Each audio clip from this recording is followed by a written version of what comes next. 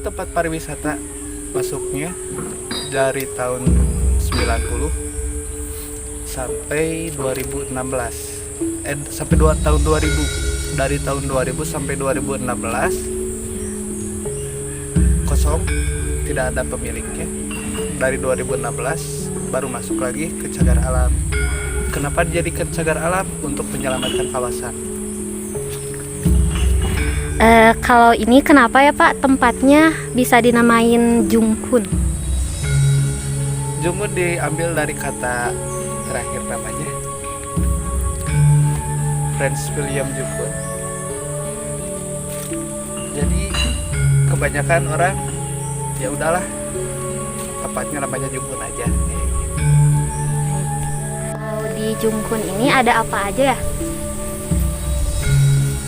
Di sini ada 2 makam. Yang pertama ini makam Junghun. Yang keduanya ada yang di belakang. Itu makam kolega sekaligus teman debatnya. Namanya Johannes de Vries. Apa yang menjadi daya tarik tempat ini? Kebanyakan sih kalau sekarang sejarahnya beliau.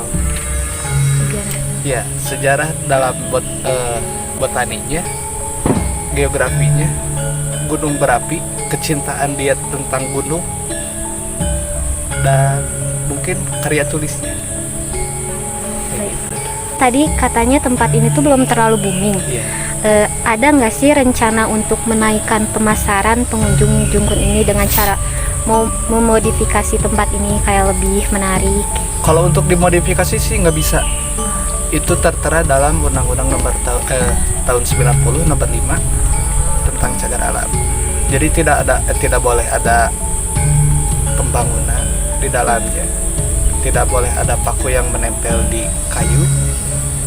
Jadi kalau misalkan mau ada penelitian mengetahui ini tanaman apa sih, paling ada tambahan di depannya. Jadi tidak ditempel ke pohonnya langsung. Dan untuk paling bisa di perapihan daerahan makamnya saja, tidak untuk luas.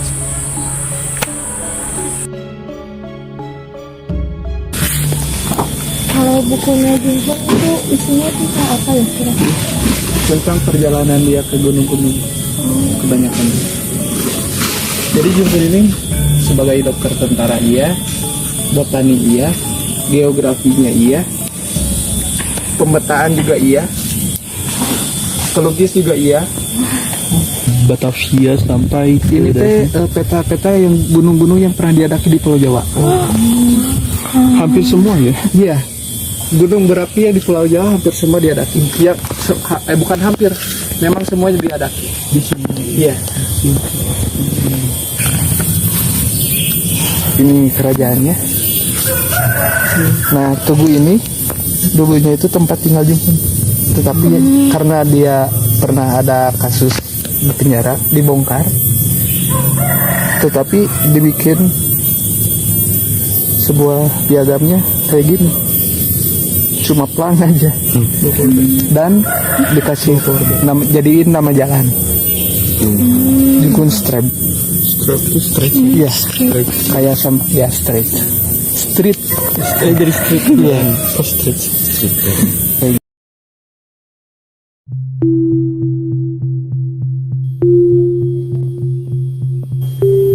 Dulu mah memang udah pernah sering kan itu sampai ke Katanya di sini penanaman pohon kina pertama kali ya? sejarahnya. Ini mah kina pengobatan malaria ada kina di Indonesia kan pertamanya di sini. Pembibitan udah Pulau Jawa dari Jerman ke Belanda, dari Belanda ke Indonesia. Baru penemuannya teh udah sekitar gimana ya, Pulau Jawa lah. Pas di sini tumbuh. Jadi penanaman nanti di sini pertamanya ada obat malaria teh kira di sini sebelum Pangalengan, Bukit Tunggu, Ciwidey atau Kacau Malang. Nah, penemuan di sini, bibitnya pertamanya di sini temuannya dari museum ini asistennya itunya. Jadi pertama pemulanya itu masalah ini juga makina pengobatan kan sekarang mau banyaknya ke obat apa-apa, kan dulu mah cuma kina, ya kina obat malaria itu penemuan. Nah di sini teh kinanya teh cuman tinggal 76 kurang lebih 76 pohon. Itu kina. Kina sekarang mah kina sama sulibra kan hampir sama.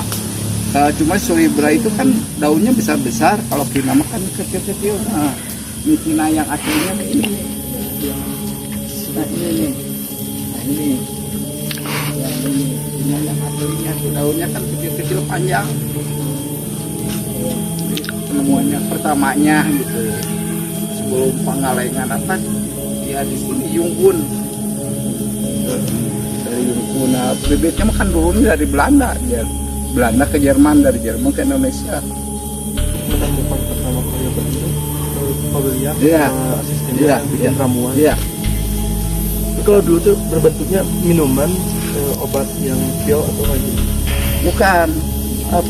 Dari pertumbuhan dulu, baru yang diambil kulitnya itu. Kulit kina.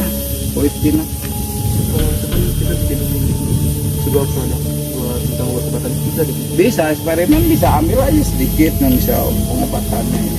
Cuman pahitnya nggak ketulungan. Kita juga sering kulit.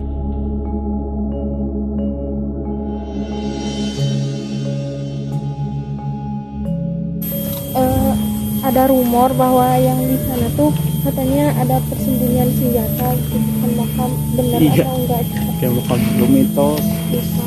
Kadang-kadang kan di sini kan kadang-kadang yang bikin konten-konten ya sering. Iya. Oh ada ini. Sebenarnya di mana juga ada, gimana kitanya aja. Kalau soal senjata kita juga kurang tahu soal senjata Iya. apa ya. Tapi kan kebanyakannya mitos. Kalau misalnya orang itu tahu, barangkali udah hancur, udah habis. Oh, iya. Barangkali mitos. Dulu mah memang udah pernah sering kan itu sampaikan ke itu teh baru itu teh makam itu teh dulu ada gerowong ya. Kita tutup lagi, makanya kita relawan ya, udah 4 tahun relawan, nggak ada gaji, nggak ada apa, beli sapu juga sendiri, bersih kita 10 orang sendiri dari uang sendiri gitu. Belum pernah ada yang ya dari jangankan dari Tuan Nyukur yang punyanya, dari desa aja nggak ada, peser pun kita pesan sapu juga nggak ada. Ya itulah kita kawan dulu makan lautan sampah. Sini teh pembuangan sampah. Dari sini kan dulu mah hutan lindung. Jadi sampah saya enaknya aja. Dulu di sini ada 9 truk lah. Ya barangkali kita udah keenakan bersatu dengan alam. Ya kita di mana rezeki mah. Abah digawe 4 tahun lah kurang lebih. Selalu makan. Ya karena kan kita ridho ya bersihin orang lain. Nggak tahu yang punyanya mau gimana. Kalau di sana maksud ada gajinya ya dari pohonan di sana mah. Kalau abang nggak ada, kan yang bersih mah abang di sini yang bersih dari ujung sampai ujung, sapu-sapu bersih nggak ada gaji, kita relawan lah.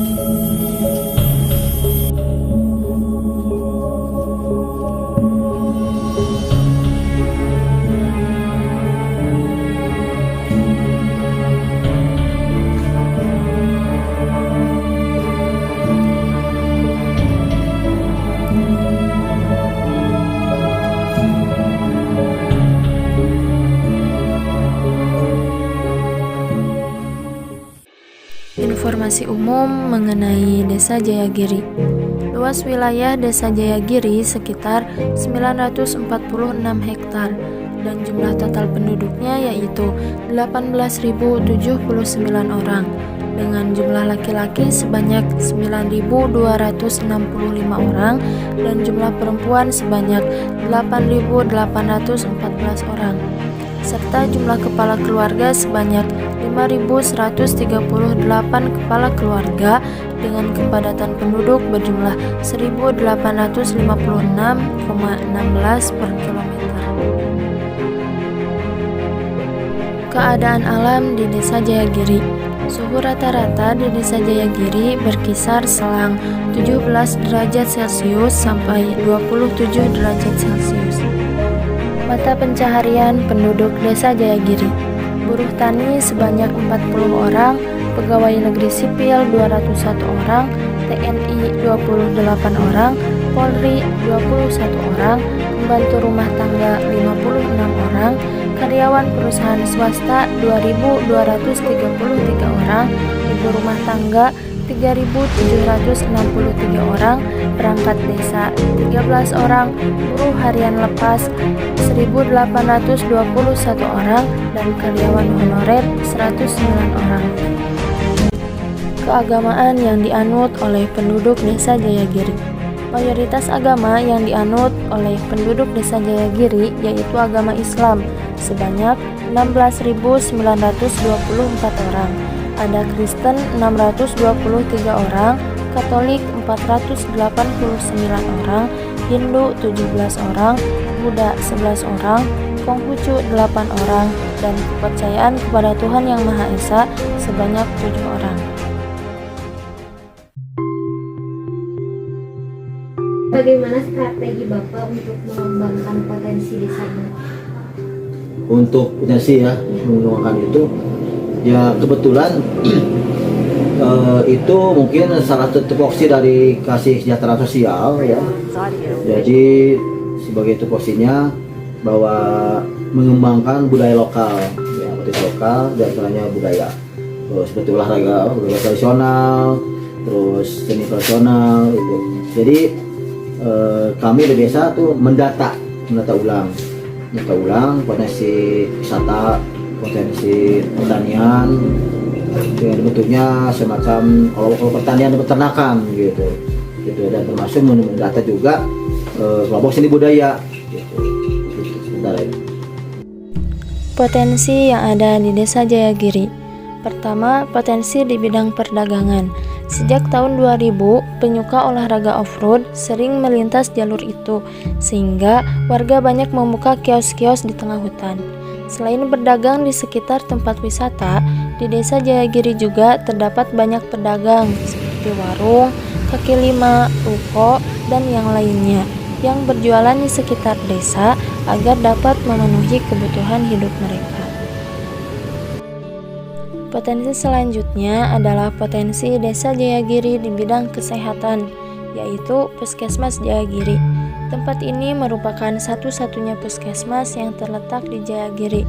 Fungsi puskesmas di Jayagiri ini adalah untuk melayani masyarakat sekitar jika ada yang sakit atau terluka. Potensi selanjutnya ada di bidang perkebunan, tepatnya di daerah Pasir Ipis. Terdapat kebun stroberi yang sangat banyak yang luasnya mencapai 7,5 hektar. Di Desa Jayagiri juga sangat unggul di bidang peternakannya, dikarenakan terdapat lahan yang luas sehingga bisa dijadikan untuk pasokan pakan ternak. Juga suhu yang sangat mendukung untuk beternak dan sumber daya manusia yang memadai. Potensi selanjutnya adalah potensi yang sangat unggul di Desa Jayagiri, yaitu di bidang pariwisata. Pengembangan pariwisata di desa ini dimulai pada tahun 2015. Warga mengembangkan spot-spot wisata seperti daerah perkemahan, area mancakrida, panggung-panggung seni di alam, dan lain-lain. Desa Jayagiri merupakan jalur penghubung menuju Gunung Tangkuban Perahu, biasa dilewati para penyuka hiking dan camping yang hendak ke gunung. Hutan Jayagiri masih lebat, rindang, dan asri dengan pepohonan pinus dan pohon-pohon besar lainnya. Di kawasan hutan itu sudah ada jalan bagi para pendaki, tempat berlindung, pos jaga, toilet, dan tempat sampah.